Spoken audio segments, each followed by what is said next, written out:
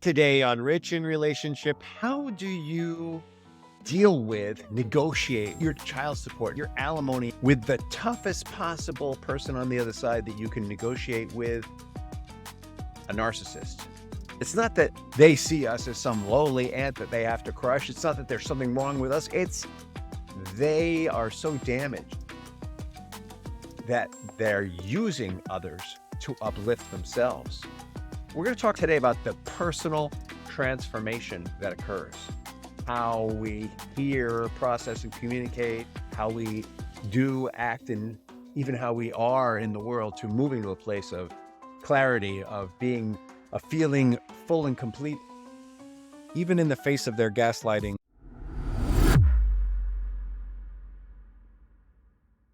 Welcome to another episode of Rich in Relationship. And we are continuing the series. The big theme right now at Rich in Relationship is asset division, child support, alimony. And these individual podcasts are all about how do you deal with, negotiate your child support, negotiate your alimony in particular, with the toughest possible person on the other side that you can negotiate with, a narcissist. And so last episode of these individual podcasts, not the interview ones, we talked all about the opportunity for us in separating ourselves from a narcissist, right? And to give you a quick summary, the opportunity is rediscovering who we are, being personally empowered, understanding who they are, learning how to negotiate with them, with this person who, because of the circumstances of their life, has been so hurt, so injured, and is wired to feel better than at the expense of us. That's their wiring. They're wired for it. It's not that they see us as some lowly ant that they have to crush. It's not that there's something wrong with us. It's they are so damaged that they're using others to uplift themselves. And the reason why narcissism is considered a mental illness is because these are broken personalities. And we talked last week about the scale of narcissism. Mother Teresa is a 1, diagnosis of narcissism, destructive narcissism is a 10, and how many of us can fall on that scale also. And that's because we all have elements of brokenness in us. We all have emotional disconnects. We all have lessons that we have yet to learn to help us to become bigger, more generous-hearted people. People who feel they can afford to be generous today. We can afford to be generous because we have so much, as opposed to the narcissist who feels they have so little that they have to take their sense of self-esteem, their sense of goodness, their sense of being right, just human beings at the expense of others. These are people who feel they have so little, they have to take it from others. And it's not unusual, by the way, for those of us who are separating ourselves or have separated ourselves from a narcissist to have actually been trying to help them.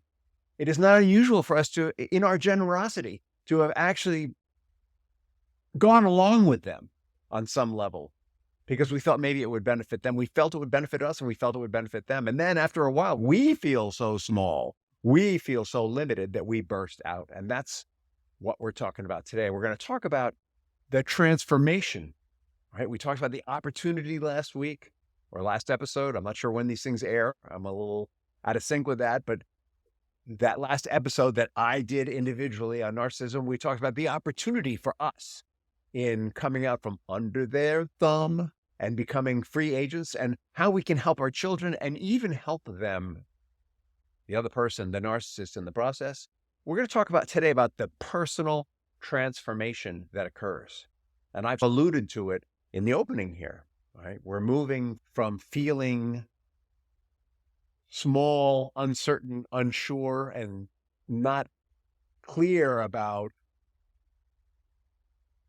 how we hear, process, and communicate, how we do, act, and even how we are in the world to moving to a place of clarity, of being, of feeling full and complete in ourselves.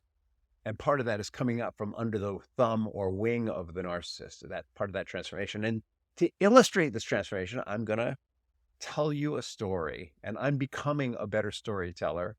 And in that becoming, there may be things that I miss, and please forgive me. And I want to be really clear that this is a true story that I'm telling you. And what I want you to, I'm going to remind you about the stories that I tell on this podcast is they tend to be composites of people that I've worked with, because I don't want to tell anyone's single story, because that would be a breach of confidence. It would be sharing something about them that maybe they don't want me to share, and that I never use the names of my clients, but I do take elements from the work that I've been doing with clients and share those elements. And I do that because I can tell the story, a better story, when it's something I've actually been involved with. And I do that because I can do it without betraying a confidence when I do it in that way. So I want to be really clear. This is a story. This is, what do they say in the movies? This is based on actual events. It's based on actual events, but it is not a biography by any means. And if you're a client of mine and this feels like I'm telling your story, be rest assured that I'm thinking of multiple people when I tell this story, not just you. And it may just be a coincidence that it overlaps with some of the occurrences, with all of the occurrences or the bulk of the occurrences in your life. It should only overlap with one or two occurrences in your life, if any. And with that, let's get started. The name of the client in the story is Jane. And the name, I want to say Tarzan, but I'm thinking about the actual story of Tarzan and Jane. Yeah, why not? And the former husband of Jane was Tarzan. That's right. You've heard those names before. And it's perfect because if you've ever seen the Tarzan movies, and there's a bunch of them, and they've been remade, and they're all somewhat dated. Tarzan always shows up as the protector in the jungle. He's the one who knows the deal, right? He's the one who's telling Jane how things are. Except in the story of the real story of Tarzan and Jane, Tarzan really did understand the jungle. Jane, not so much. But there were things that Jane understood about relationships that Tarzan, not so much. So Jane had power in those movies. This Jane was in a marriage where slowly but surely, all of her sense of personal power was being eroded and stripped away. She met Tarzan through her profession. They were both doing the same kind of work. They were both doctors, let's say. They were both doctors. And over time, Tarzan convinced Jane that she wasn't a good doctor, that she shouldn't be a doctor, that really what she should be is the mother of their children. Right? They had a child together, and Tarzan was like, Jane, you need to really take care of the children. And by the way, you're not really a very good doctor anyway. Right? You did well in school and you passed the medical exams, but you're really not a very good doctor. And Jane, really loving her children and honoring Tarzan, said, okay. And Jane started looking into other kinds of work when the children became kindergarten age. And Tarzan got really upset about that. Tarzan was like, no, Jane, you need to really be a stay-at-home mom. I like you here. The kids need you here. And they had a shared religion. And in their religion, the man is to be obeyed. In their version of this, and I want to be clear, this is separate from spirituality, right? Spirituality is where we feel a connection to something bigger than ourselves, and we feel guided in our lives by this higher power. Religion is where there's an interpretation of how you should live that's taken out of a text usually. And that interpretation, there's only one way to interpret it, and that's the way that religion interprets it. And in this religion, in their particular version of this religion, he was supposed to be obeyed. And Jane had been raised in this religion, and so she said, okay. But still, something tugged on her heart. She felt like she needed more. And every time she started to explore this alternate career as her kids got into kindergarten and she started to get her life back, right? We all know how that works when you're the stay-at-home parent, whether you're a stay-at-home mom or a stay-at-home dad. I've been the stay-at-home dad, right? There's this point where your kids are in kindergarten, and then they're in first grade, right? And you start to get time back, right? They're in school from 8 to 3. You've got time.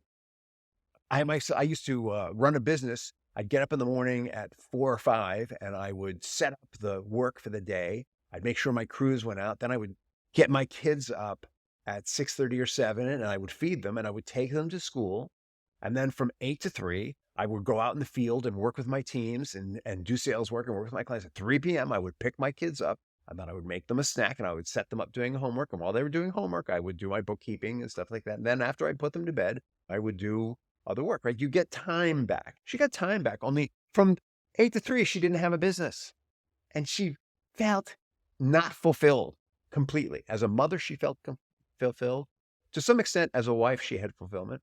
She was doing what she was raised to believe was the right thing to do in relationship to Tarzan.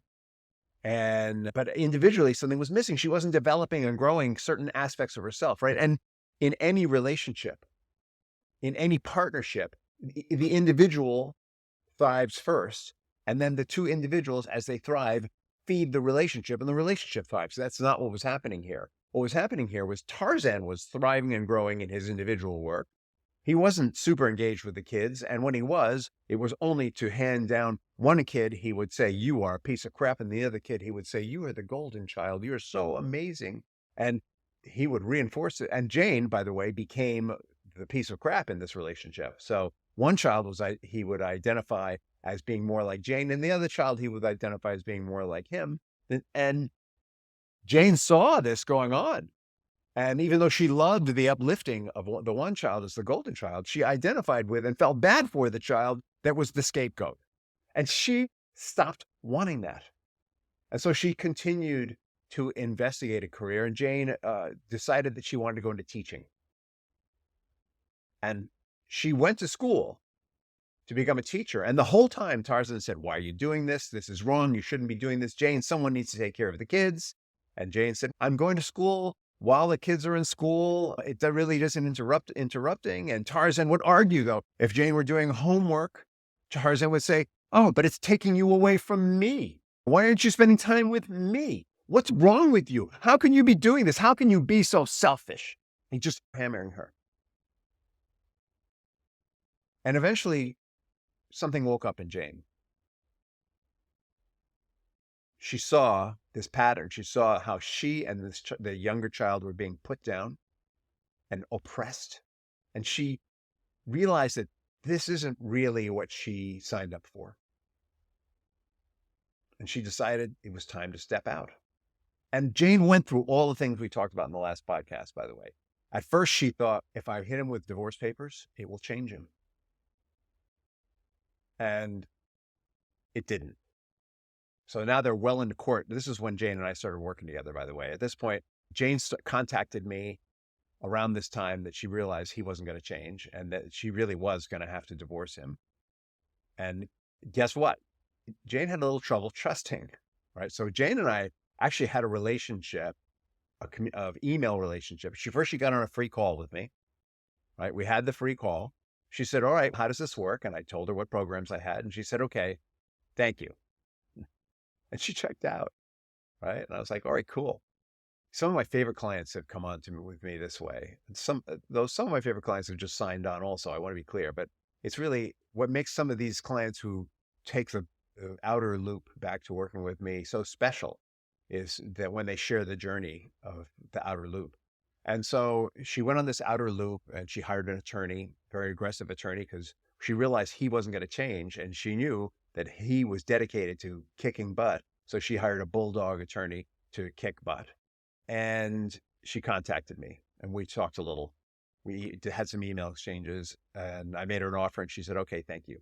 And then she went through some court stuff and found out that he had been slandering her to their friends, and found out that even though in his meetings with her, he was wonderful and kind and presented as this benevolent savior, what really was going on when he wasn't with her is that he was presenting to her friends that she was this evil person who was trying to steal the children from him and started showing all and that she was mentally ill. He started saying she is mentally ill, right? And started giving evidence of her instability and her mental illness.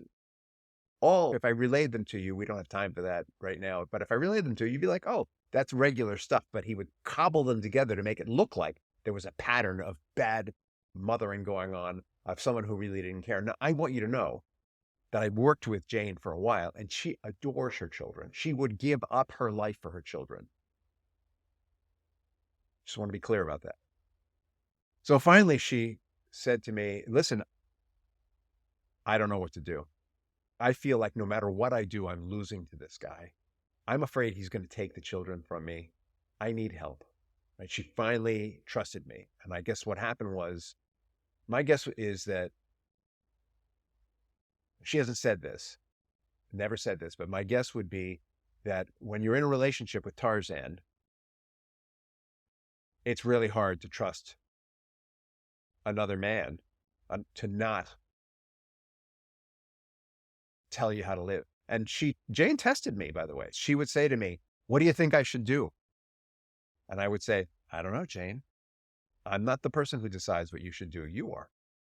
And then we would work on finding what she would want. Like she would test. She was testing. I was in those calls before we started working together, testing to see if I was going to tell her how to live, testing to see if I thought I knew better than her about her life. And finally, once I proved to her that I really cared about her and what she wanted, and that this kernel, this light, this little flickering candle of who she was that was left was meant to blossom and grow into a raging, bright spotlight, a lighthouse, that she was meant to, this flickering candle was meant to become a lighthouse for others, a beacon for others. Once she got that's what I was about, then she jumped in 100%. And the next thing that came up was the other myth that we talked about, was she realized, oh my God, the courts believe him.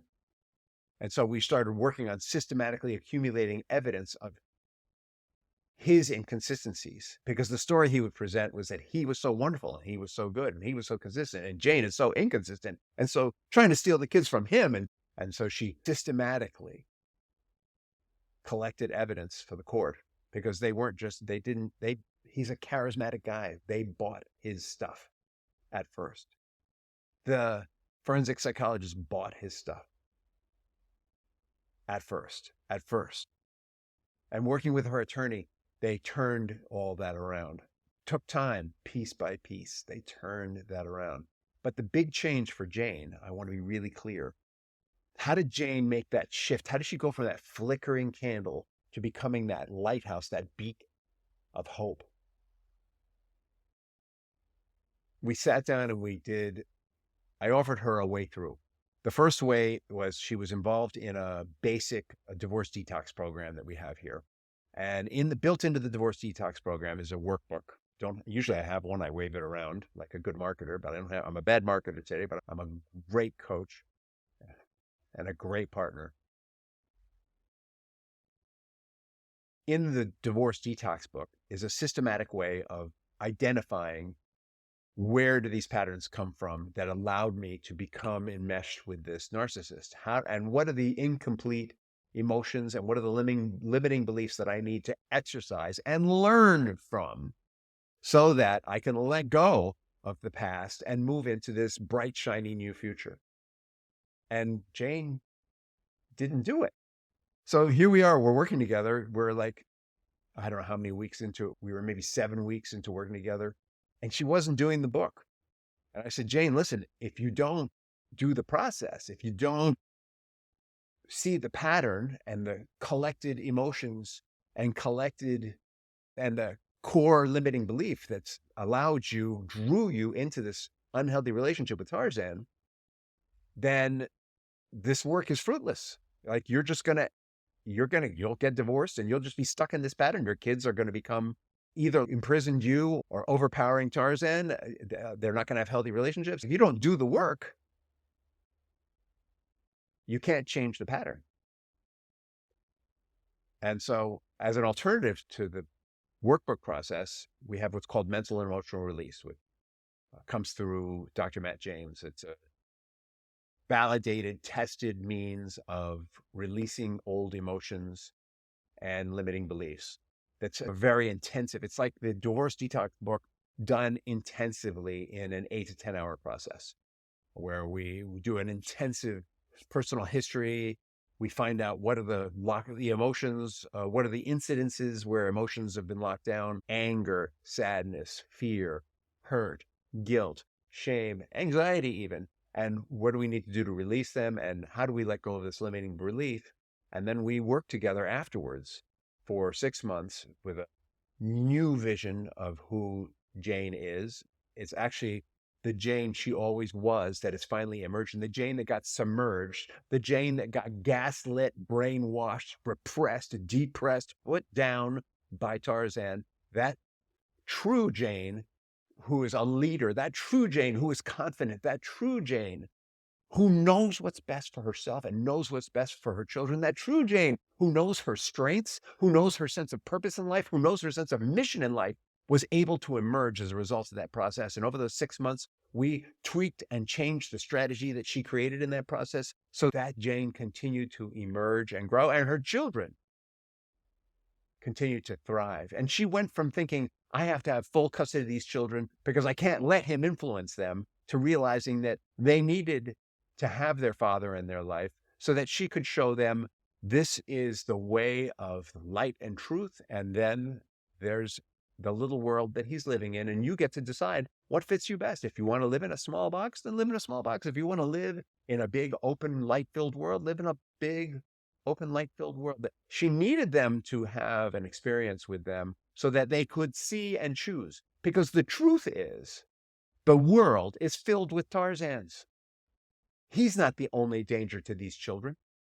The world is filled with people like this who think only of themselves, or mostly of themselves, who are willing to sacrifice their children, your children, my children, so that they can feel bigger and better. And what Jane realizes, she needed to model, how do you handle people like that without making Tarzan look bad, without finger pointing at him. She taught her children strategies for dealing with narcissistic behavior and how to be light and love and how to shine on the dark crevices, the hidden places, so that the foolishness of that lifestyle is revealed. And that, my friends, is a story of transformation. And I speak about it with such passion because I've been through that transformation. I am so moved by it every time I get to watch someone go through that. And it's funny to have her move from the divorce detox to the mental and emotional release process. I basically gave her a money back guarantee. I said, listen, if this thing doesn't work, we'll just go back to the divorce detox. And you won't pay anything more. And if it does work, you won't pay anything more. When we're done, you can just pay off the difference over time in little increments. Like, I had to make it really safe for her. And I do that because this is a process that works. I've seen it work again and again and again and again. And no one's ever come for the money back. But we're here to talk about the transformation, not money back guarantee. So Jane today is running her own children's center and teaching children with special needs. And guess what? It's not unusual for her to be teaching children who are coming out of families that have a similar dynamic, because Jane understands this dynamic. She's been on the inside and on the outside, and she knows the way through.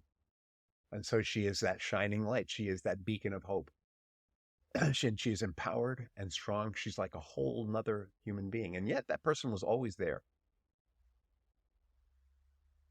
And I encourage you, if you're in some part of this transformation, whether you're in that narcissistic relationship, stepping out of that narcissistic relationship, or outside of it, but still struggling with it, to consider having that transformation. And as always, you can contact me at richinrelationship.com. That's my email, rich, R-I-C-H, at RICHINRELATIONSHIP.com. Reach out and I'll give you a free call, because my mission is to help people step into the light. And at the end of the call, you do whatever feels right to you. There's no obligation.